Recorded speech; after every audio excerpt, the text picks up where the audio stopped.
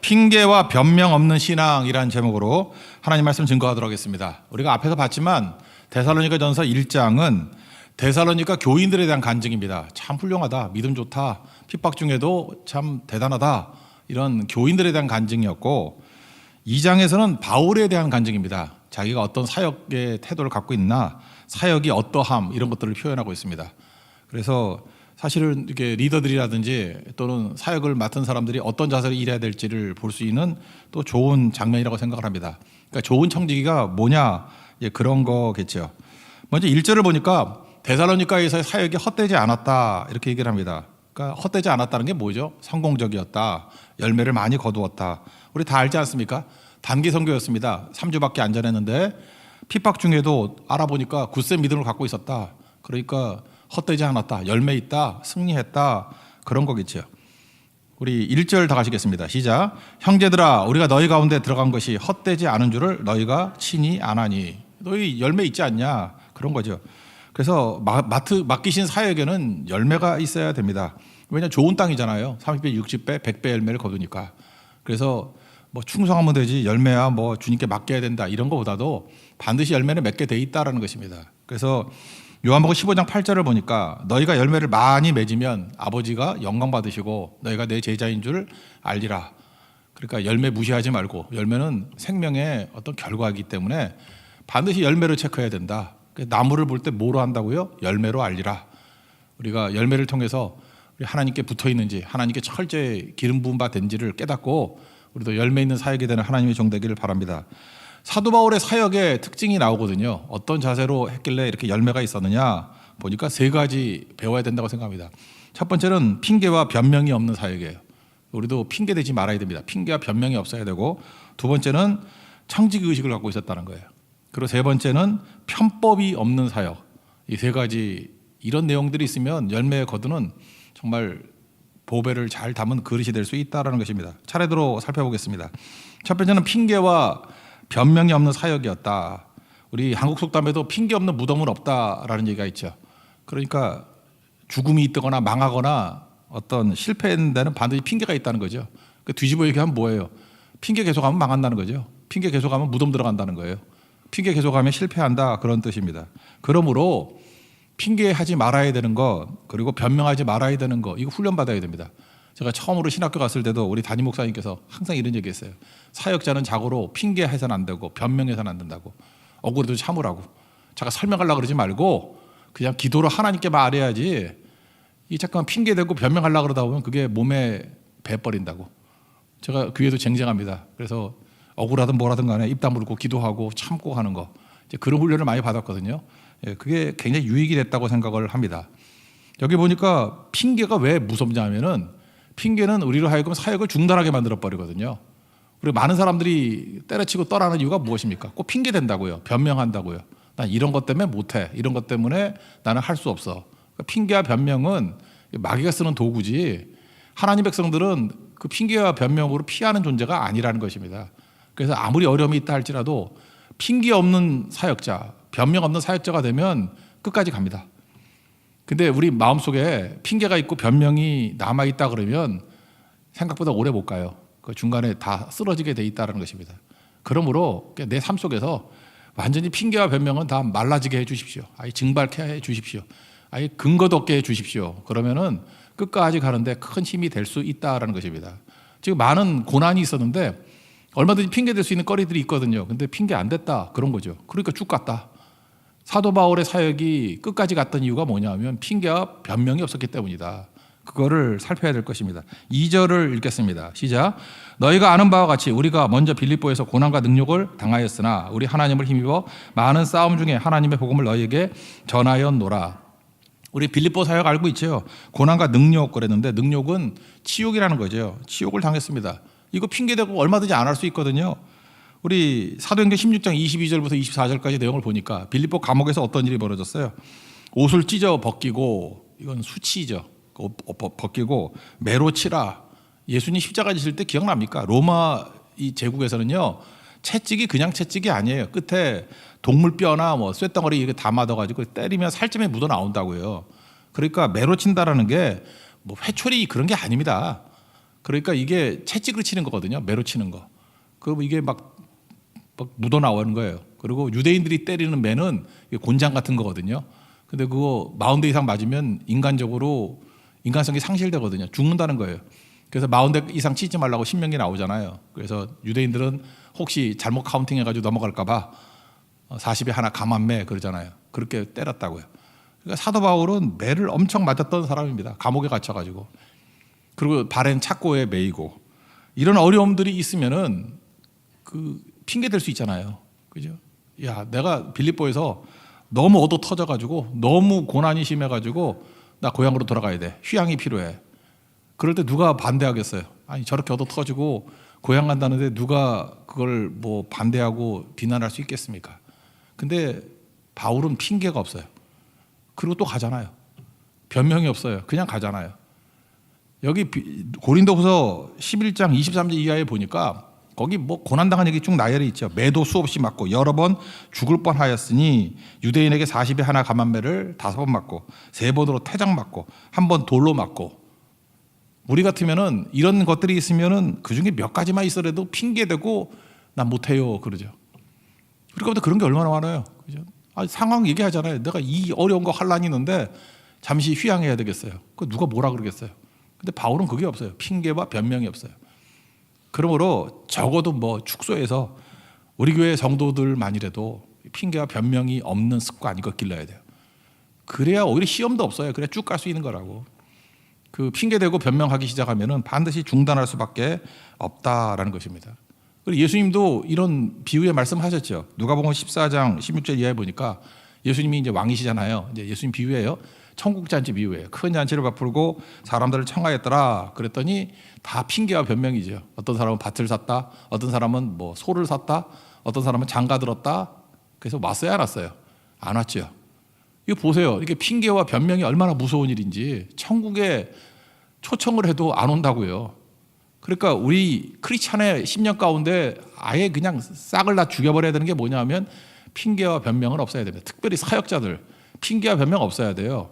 그냥 입 다물고 억울하더라도 기도하고 오해받더라도 참고 가는 거지.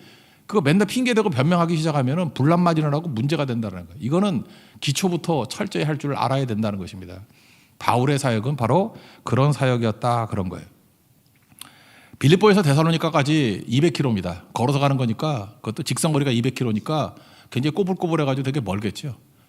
200km가 얼마나 긴지 아세요? 그 자전거나 이런 거 타보면 알아요. 그죠? 이렇게 되게 엉덩이 막 불 나는 게 한 40km 가면 불이 나요. 처음 타는 사람들 40km 못 갈 걸. 그럴 거예요. 근데 그거를 걸어서 200km를 가요. 우리 교회에서부터 그 행주대교 있죠. 거기까지 걸어가면 10km예요. 한번 가보라고. 그거 20번 가는 거예요. 아마 발에 물집 생기고 난리 날 걸요. 그러니까 무슨 얘기예요? 핑계대기에 딱 좋은 거리예요. 너무 멀어 못 가. 나 지금 매 맞아가지고 온몸이 상처투성이야. 핑계대기에 딱 좋은 거리. 근데 핑계가 없잖아요. 그냥 가잖아요. 되게 가까운 거리거든요. 거기서부터 밑에 또 아덴까지 내려오려고 하면 훨씬 더 먼 길입니다. 근데 핑계와 변명이 없는 사역, 그게 강력한 힘이 되었다는 것입니다. 우리의 삶 속에서도 핑계와 변명이 없는 하나님의 사명이라 그러면 기도하면서 묵묵히 갈 수 있는 우리 하나님의 종 되기를 바랍니다. 두 번째로 사도 바울의 사역의 특징은 청지기 의식이 있었다는 거예요. 청지기란 게 뭐죠? 직분 의식이죠. 내가 주인으로부터 직분을 받았다. 사명을 받았다. 여기 보니까 복음을 위탁받았다. 그러니까 나는 좋은 청지기가 돼야 된다. 그러니까 주인이 있다는 거죠. 주인이 내게 맡기셨다. 나는 청지기다. 이 의식이 있었다는 것입니다. 4절을 읽겠습니다. 4절 넘어가 4절 시작. 오직 하나님께 옳게 여기심을 입어 복음을 위탁받았으니 거기까지 상반절까지만 복음을 위탁받았다. 그러니까 뭐예요? 청지기라는 거죠. 주인이 계신다는 거죠. 나는 주인에게 위탁받은 청지기다. 그런 겁니다. 고린도전서 4장 1절을 보니까 우리는 그리스도의 일꾼이고 하나님의 비밀을 맡은 자다. 청지기란 뜻이죠. 맡은 자들에게 청지들에게 구할 것은 충성이니라. 충성. 그러니까 faithful이죠. 말 그대로 하면은 faith 플러스 ful이잖아요. 물론 형용사적인 어미이기도 하지만 이게 가득 찼다는 의미도 있잖아요. 그죠? 그러니까 믿음이 가득 찬 믿음직스러운 이게 충성이에요. faithful. 그러니까 청지기는 자고로 충성이 있어야 된다는 거예요. 우리가 다 청지기 아닙니까? 그 충성 없으면 아무것도 아니죠. 그 충성을 뭐라고 정의할 수 있느냐? 자기가 있어야 될 자리에 있는 것, 그게 충성이에요. 그 자리 절대 떠나지 않는 게 충성이라고. 자리 비우고 그러는 거 아니고 그 자리에 가면 그가 있더라. 그게 충성이에요. 그러니까 여러분들께 사명 맡은 사람도 있지 않습니까? 제일 문제가 되는 게 뭐냐? 빠지고 막 그런 사람 있잖아. 뭐 맨날 뭐 깜빡 졸았어요. 뭐 잤어요. 뭐 이러고. 그럼 뭐 이해는 하죠. 그렇지만 충성스러운 종은 아니에요, 절대로. 충성은 그런 거 아니거든요. 어쨌든 간에 그 자리에 가면 그 사람이 있는 거예요. 이게 페이스풀이라고. 제가 지금 기억나는데 제가 학교 다니면서 연세대 초대 총장님이 백낙준 박사인데 호가 용재예요. 그래서 그 도서관 앞에 이렇게 어르신이 이렇게 앉아 계신 거 있죠. 그게 용재 백낙준 동상이고 뭐 어떤 건물도 있어요. 용재관이라고. 그래서 그런 데도 있고 많은 흔적들이 있습니다. 근데 이분이 어떻게 이렇게 뭐 문교부 장관, 옛날에 문교부 장관, 교육부 장관은 문교부 장관이라고 그랬죠. 그것도 하셨던 분인데 선교사 머슴이었어요. 선교사 머슴이었는데 머슴들이 여러 명 아닙니까? 뭐 누가 눈에 띄겠어요. 아무것도 아닌 존재였는데 이 사람이 충성하는 게 하나 있었다고. 선교사님이 아침에 나가면서 야 낙준아 그러면서 그 마당 좀 쓸어라. 그러고 갔다라는 거예요. 근데 언제까지 쓸라는 말이 없었대요. 그러면 이게 새겨들어야죠. 마당 쓸라 그러면 그럼 1시간쯤 쓸고 말아버려야 되는데 선교사님이 언제까지 쓸라는 말을 안 했더니만 밤늦게 돌아올 때까지 계속 마당 쓸고 있었다는 거예요. 우리가 보면 좀 멍청해 보이죠. 근데 그게 눈에 들어온 거예요. 이 사람은 페이스풀하다. 충성스러움이 있다. 그래서 뭐 미국 유학도 보내고 파크 대학 나와가지고 뭐 그런 스토리도 쭉 나옵니다. 이 백낙준 박사는 한국 교회사의 또 정통한 분이에요. 굉장히 한국 교회사 자료들을 많이 준비하고 그랬던 분인데 결국은 이렇게 낮은 위치에 있었고 기회가 없었는데 무엇이 길을 연 거예요? 충성. 잘 보세요. 어떤 사람 뭐 유능하고 능력 있고 그거보다도 충성스러운 사람을 쓸 거 아니에요. 배신자를 누가 쓰겠어요? 그 자리에 가면 그가 있더라. 충성 하나 가지고 길이 쭉 열리더라는 거예요. 그러니까 맡은 자들에게 구할 것은 충성이니라. 충성해야 됩니다. 회사도 마찬가지 아닙니까? 뭐 출근했다 알았다 뭐 퇴근 시간 가보니까 없고 누가 보면은 뭐 잘하는 척하고 아니면 떠나가고 그러면 누가 그 사람을 쓰겠어요? 그러니까 우리도 마찬가지죠. 그냥 항상 그 자리 성실성을 가지고 지키는 거 이게 바로 충성이라는 것입니다. 기도의 자리에 가면 그가 있고 예배의 자리에 가면 그가 있더라. 예수님이 신실하신 분 아니에요. 우리가 표현할 때 예수님을 충성스러운 종이라고 요한계시록에 또 나오죠. 충성이시오 뭐 이렇게 나오잖아요. 그래서 신실함이라고 해서 많이 쓰는데 하나님은 신실하십니다. 충성스러운 분이에요. 페이스풀한 분이에요. 그래서 히브리서 13장 8절 보니까 예수 그리스도는 어제나 오늘이나 영원토록 동일하시다. 그러니까 동일하는 게 뭐예요? 보나 안 보나 뭐 시간에 관계없이 그런 거죠. 그 영어 성경 보니까 Jesus Christ is the same이야. same. 그죠? Yesterday, today and forever. 그러니까 Jesus Christ is the same. 우리도 마찬가지예요. I'm the same이 돼야죠. same. 항상 같아야 된다고. 그게 충성이에요. 그죠? 어제나 오늘이나 봄, 추나 추동. 그냥 변함이 없는. 그 성경에는 충성스러운 종에 대한 많은 메시지들이 많이 나와요. 첫째는 한탄이 나와요. 야, 충성스러운 사람이 진짜 없구나라고 하나님이 한탄한다고. 시편 12편 1절 보니까 충실한 자들이 인생 중에 없어지나이다. 그러니까 찾아봐도 충성스러운 사람이 다 사라지고 있대요. 그래서 한탄을 하고 있고 또 고대를 하죠. 그러니까 빨리 충성스러운 사람 많이 나오기를 원합니다. 잠언 20장 6절 보니까 충성된 자를 누가 만날 수 있으리야. 막 기대하죠. 그래서 기도가 뭐예요? 충성된 사람 만나는 걸 기다리고 있다. 이게 기도라고. 그리고 충성스러운 사람에게 하나님께서 동행하신다는 약속도 있어요. 시편 101편 6절 보니까 내 눈이 이 땅에 충성된 자를 살펴 나와 함께 살게 하리니. 그러니까 충성된 자를 붙들어 가지고 같이 산다, 동행한다. 그렇게 약속하십니다. 그리고 복 주신대요. 축복하신대요. 잠언 28장 20절 보니까 충성된 자는 복이 많아도 하나님이 축복과 은혜 부어 주신다는 거예요. 그러니까 우리에게 필요한 게 뭡니까? 이것저것 재지 말고 충성이에요. 충성 하나를 꼭 붙들 수 있는 하나님의 종 되기를 바랍니다. 충성의 뿌리가 뭐죠? 동기의 순수성. 동기는 뭐예요? 하나님의 기쁨 되는 거죠. 그래서 4절 하반절 읽겠습니다. 시작. 우리가 이와 같이 말하면 사람을 기쁘게 하려 함이 아니요 오직 우리 마음을 감찰하시는 하나님을 기쁘시게 하려 함이라. 조금 전에 사명 찬양했죠. 저는 이 찬양이 너무 좋더라고요. 그리고 네팔이 산이 많잖아요. 그래서 이게 묵상하다 보니까 이게 떠오르더라고. 험한 산도 나는 괜찮소. 뭐 험한 산 가지도 않겠지만 치투 안에 산 별로 없는데 어쨌든 안에 거기 호랑이 나오는 숲은 있어요. 숲은 있는데 호랑이 만날 일은 없고 바다 끝이라서 나는 괜찮소. 죽어가는 저들 위해 나를 버리기를 바라오. 이거죠. 동기가 순수한 거죠. 그럴 때 능력이 나타나게 된다 그런 거죠. 하나님 앞에서 충성 다하는 하나님의 종 되기를 바랍니다. 세 번째는 편법 없는 사역이었다라는 것입니다. 3절과 5절을 보면 3절에 세 가지 하지 말아야 될 것 두 낫이 나와요. 그리고 5절에는 두 가지. 3절에 뭐가 나오죠? 간사함, 부정, 속임수. 또 5절에는 아첨하는 말, 탐심의 탈. 이렇게 5가지. 이게 편법이거든. 이런 거로 하지 않겠다라는 거예요. 이게 사도 바울의 다짐이었다는 것입니다. 먼저 3절 읽겠습니다. 시작. 우리의 권면은 간사함이나 부정에서 난 것이 아니요 속임수를 하는 것도 아니라. 5절도 읽죠. 5절 시작. 너희도 알거니와 우리가 아무 때에도 아첨하는 말이나 탐심의 탈을 쓰지 아니한 것을 하나님이 증언하시느니라. 이거 간단히 보면 간사함은 뭐냐면 미끼로 유혹한다. 그러니까 하나님의 사역을 하면서 이 청지기가 미끼로 유혹하면 안 되죠. 미끼가 아니라 우리는 진리로 인도해야죠. 미끼로 인도하면 안 되고 그 미끼로 인도한 게 뭐가 있을까라고 생각해 보니까 참 마음이 아픈 얘기지만 저는 뭐 이런 거 해본 적 없어요. 근데 총동원주의를 뭐 이런 거 있었죠. 한국교회 총동원주의를. 그래서 제가 어렸을 때 자랐던 교회가 이런 거 많이 했는데 우리 어머니가 상도 많이 탔는데 뭐 전도 많이 하면 뭐 티코 준다. 옛날에 조그만 차 있어서 티코. 그러니까 막 혈안이 돼서 자동차 얻으려고 막 냉장고도 냉장고는 몇 개 받았어요. 하여튼 냉장고는 뭐 이런 뭐 내가 동기는 이해가 돼요. 전도 열심히 하자는 동기는 이해가 되는데 아니 하나님의 사역을 이렇게 하는 거 아니죠. 이게 간사함이지. 미끼로 유혹하는 게 아니라 진리로 인도해야죠. 말씀으로 인도해가지고 말씀에 뜨거움, 말씀이 임하면 성령이 불을 주시잖아요. 거기서부터 진행되는 게 맞는 거지. 그때는 뭐 한참 부흥기였으니까 뭐 이게 나쁜 건지도 모르고 함부로 욕도 못하고 그죠. 숨어서 욕했지. 저거 뭐냐고. 진리로 인도해야죠. 사도 바울 보세요. 빌립보에서 많은 기적을 맛봤잖아요. 근데 기적으로 인도하지 않죠. 그죠? 사람의 친절함으로 인도하지 않죠. 데살로니가 교회 어떤 걸로 인도했어요? 어제 말씀이니까 알잖아요. 말씀으로 인도하잖아요. 진리로. 그러니까 우리도 이런 결심해야 된다는 것입니다. 잠깐 이게 편법, 간사함은 미끼거든요.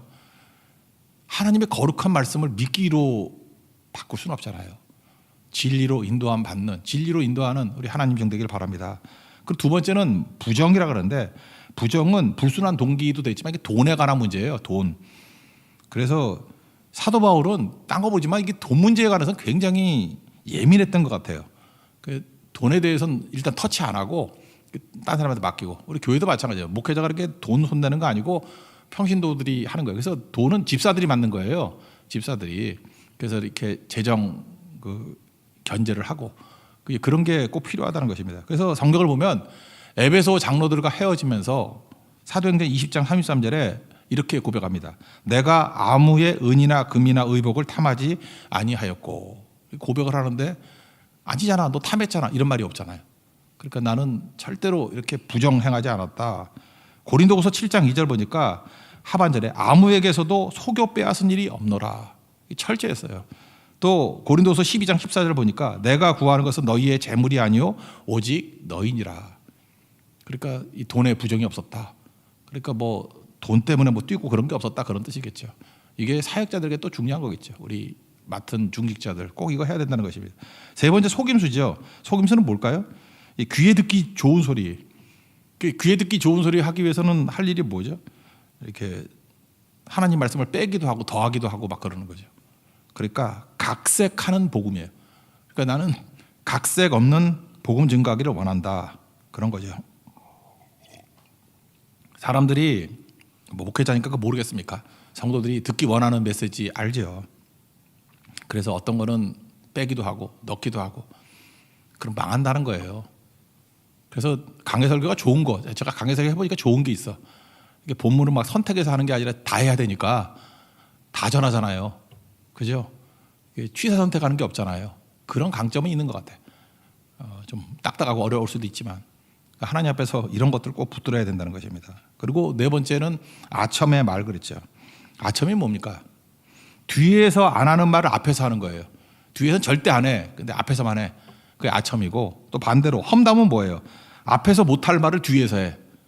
그러니까 인테그리티가 없는 거죠. 표리부동. 앞에서 할 수 있는 말은 뒤에서 하면 안 되는 거고, 그죠? 그 다음에 앞에서 못할 말을 뒤에서 하면 안 된다는 거예요. 그래서 아첨하고 험담은 같은 뜻입니다. 다 공개해도 될 만한 거, 그런 거 해야겠죠. 저도 한번 생각해봤어요. 내가 하는 모든 말을 다 녹음해가지고 막 틀어줘도 문제가 없을까? 문제 있더라고. 그래서 내가 반성을 했어요. 이렇게 살면 안 되겠다. 그래서 다 노출이 되더라도 문제가 없는 인생. 진짜 쉽지는 않은 것 같아요. 그죠? 근데 사도 바울은 그잖아요. 아첨의 말 이거 하지 말라. 인테그리티. 그러니까 속에 있는 마음과 말이 일치가 돼야 된다는 거죠. 여기에 뭐 자유로운 사람이 누가 있겠습니까? 근데 이렇게 하자. 이렇게 살았다는 거예요. 그리고 다섯 번째는 탐심의 탈을 쓰지 않았다. 탐심은 우상숭배다. 골로새서에 나오죠. 그러니까 감독의 자리, 감독이 이제 장로거든요. 장로나 집사 자격증 논하면서 이제 우리 교회도 12월 달에 이제 장로님 뭐 안수 집사님 이제 세웁니다. 또 세우는데 이제 2개월 동안 좀 기도하면서 준비를 했습니다. 그래서 잘 기도하면서 그 일꾼 세울 때 특징이 뭐냐? 디모데전서 3장 3절 보니까 이 장로 자격이에요. 술을 즐기지 아니하며 술 마시면 안 돼요. 구타하지 않으면 때려도 한다고. 누구 때리는 사람 거 사진 찍어 오세요. 장로 아니에요. 관용하며 다투지 않으면. 그 다음에 중요한 게 뭐예요? 돈을 사랑하지 아니하며. 그 다음에 베드로전서 5장 2절에 보니까 여기도 또 장로에 관한 얘기예요. 너희 중에 하나님의 양무리를 치되 억지로 하지 말고 하나님의 뜻을 따라 자원함으로 더러운 이득을 취하지 말며. 그러니까 다 계속 강조되는 게 뭐냐면 이게 교회를 하면서 사적인 이득을 취하려고 하는 것들이 있거든요. 있죠. 왜 없겠어요, 그게. 그래서 그런 것들, 그러니까 이게 너무 예민한 사람들 있죠. 일꾼 세우면 안 된다는 거예요. 또 일꾼이 되려고 그러면 사욕 이런 거 버릴 줄 알아야 된다. 목회자도 마찬가지죠. 교인을 영혼으로 생각해야지 이거 상품으로 생각하면 안 되겠죠. 제가 뭐 옛날에 그런 거 들은 적이 있어요. 어떤 분이 얘기하다 보니까 몰라 어렵겠죠. 어려워서 그런 거예요. 좀 작은 교회들 어려워서. 근데 교인을 돈으로 계산하더라고요. 그래서 뭐 이렇게 대화를 나누는데 뭔 소리 하나 그랬어요. 한 몇 분이 대화를 나누는데 뭐 10만 원짜리 교인이 있고 100만 원짜리 교인이 있고 뭔가 했더니 11조 되는 거예요. 11조 100만 원 내는 게 100만 원짜리 교인이고 10만 원 내면 10만 원짜리 교인이고 내 귀를 씻고 싶더라고. 그래서 이렇게 뭐에 이게 사역이 아니라 이거 사업이죠. 그거 무슨 관계가 있어? 하나님과의 관계지. 다 영혼으로 생각하고 붙들고 나가야죠. 이거 아니면 수리남이지. 모르는가 보네, 그죠? 예. 거기도 전목사야. 하여튼 내가 조심해야 돼, 그죠? 이거 아니죠. 그러니까 이 탐심의 탈을 쓰지 않는 거 이게 중요하다. 그래서 사도 바울이 지금 얘기하는 것이 뭐냐면 이런 편법 없는 사역 5가지 얘기하잖아요. 편법 없는 사역이 되기를 원합니다. 하나님 앞에 정직한 사역이 되기를 원합니다. 그래서 하나님 앞에 쓰임 받았다는 거예요. 갈라디아 1장 10절 보니까 내가 사람들에게 좋게 하랴, 하나님께 좋게 하랴. 사람들에게 기쁨을 구하랴. 내가 지금까지 사람들의 기쁨을 구하였으면 그리스도 종 아니다. 그렇게 고백하잖아요. 이게 우리 모든 사람의 고백이 돼야 된다고 생각합니다. 우리 핑계와 변명이 없는 사역, 철저한 청지 의식을 갖는 사역, 그리고 편법 없는 사역으로 열매가 넘쳐나는 우리 하나님의 거룩한 종 되기를 축원합니다. 자리에서 일어나겠습니다. 그가 오신 이유 찬양하겠습니다.